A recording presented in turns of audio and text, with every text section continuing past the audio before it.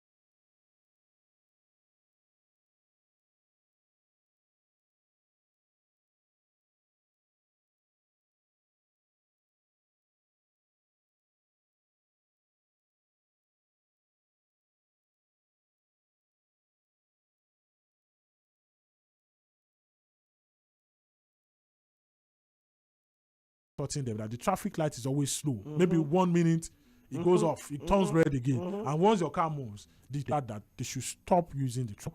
They have been using manual, and that has stopped. What I'm saying in essence is that 98.3 FM. I have a public affairs analyst. It's been always a sworn in.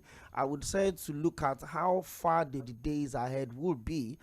So I assume that local government, that is the flip we're going to right now.